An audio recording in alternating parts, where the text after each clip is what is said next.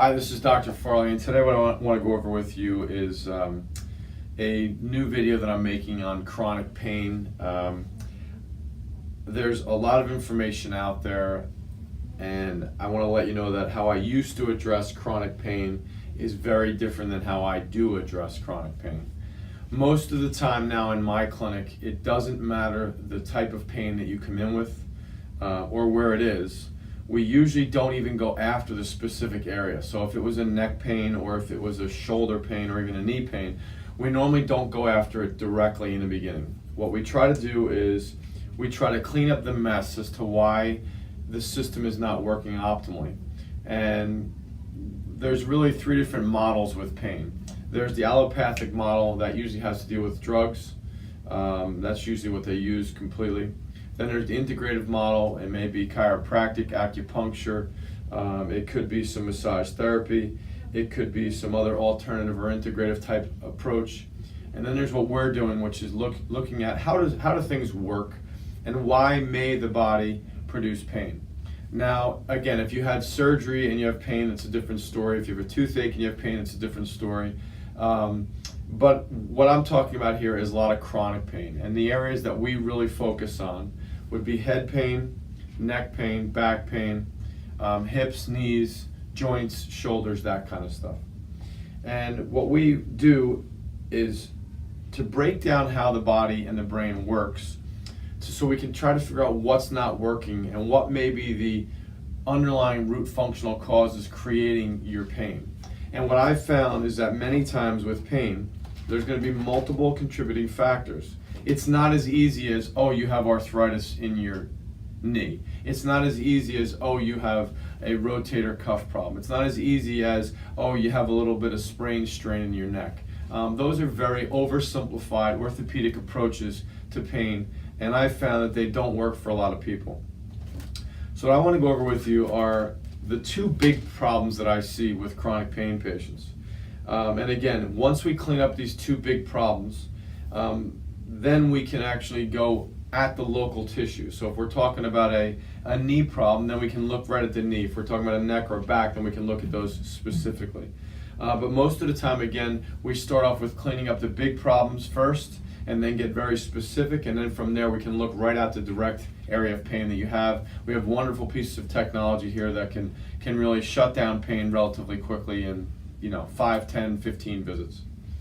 So the first thing I want to go over with you is understanding that your musculoskeletal system, okay, which is really the neuromusculoskeletal system, is run by the brain, okay?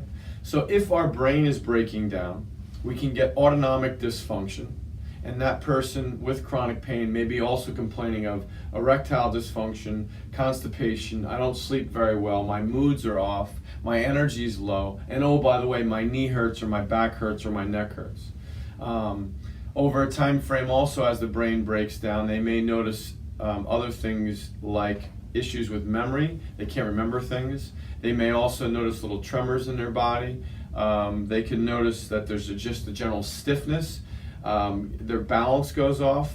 They may notice that driving in a car or going on a boat, they don't feel very well at all. They may notice that when they read, they get fatigued relatively quickly.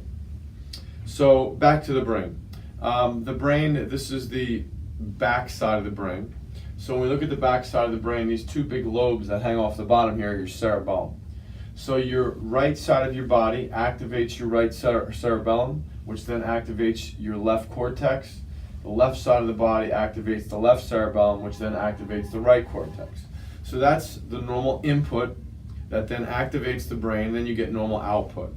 Well, what I found in almost all chronic pain cases, there's issues going on where the brain is not activated, not working properly for multiple different reasons.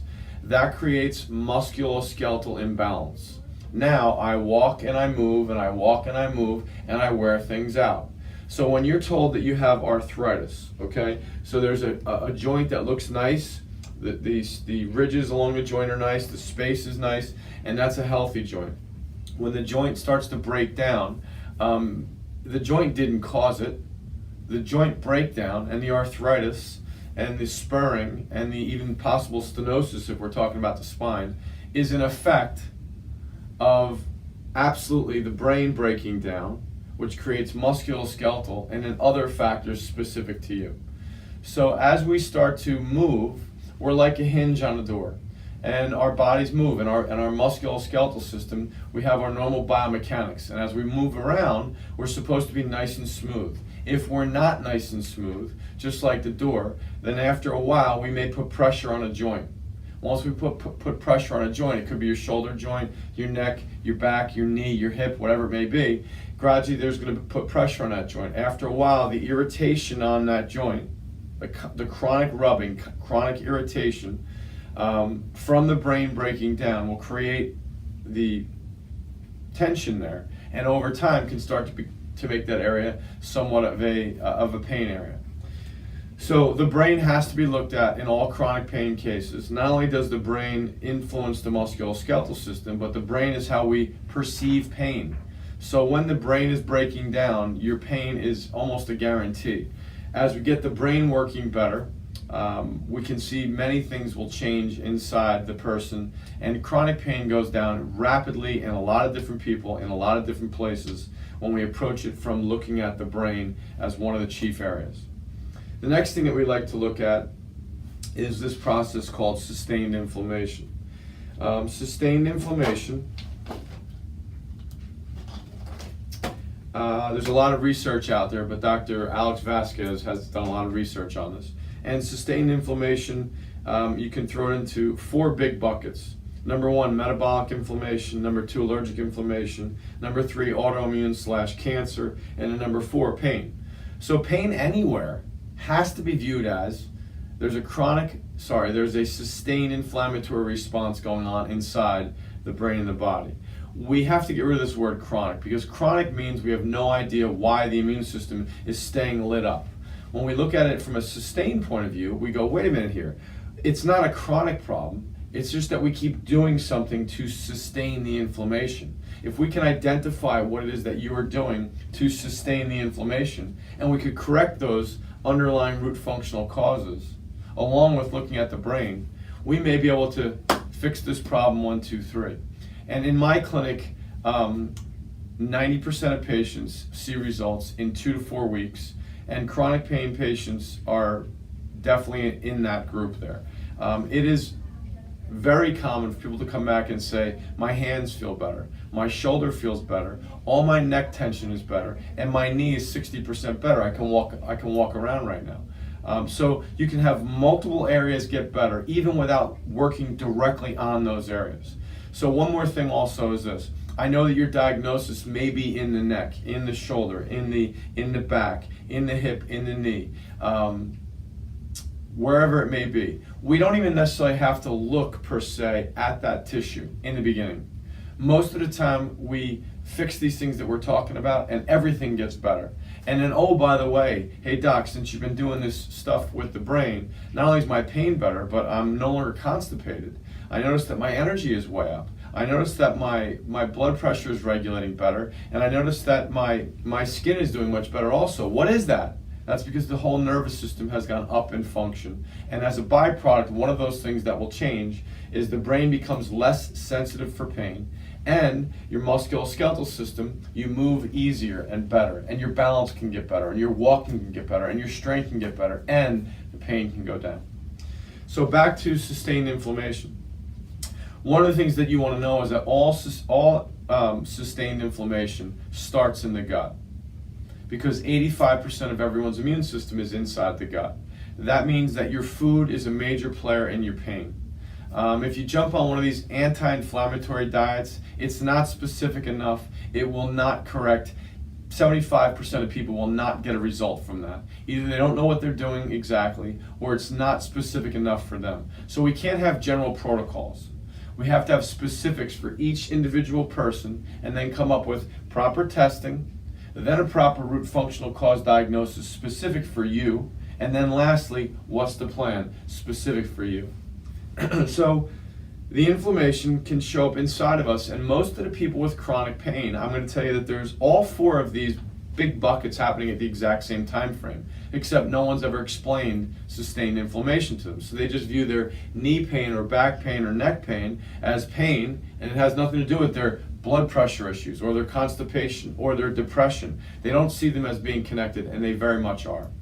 So under metabolic inflammation, we can see cancer, cardiovascular disease, pulmonary issues, arthritis, so any of the joints. Again, I want to be clear here. Whether we're talking about whatever joint we're talking about, if your doctor tells you that you have arthritis, that is not the cause. That is the effect of something being off over a long time frame, and now the joint has worn out. And now we take the x-ray and we go, oh look, there it is. Oh, it's bone on bone, Mrs. Jones. Well, that bone on bone has been there for years and years and years and years and years. Why all of a sudden now is the joint killing me? There's got to be some other mechanism as well.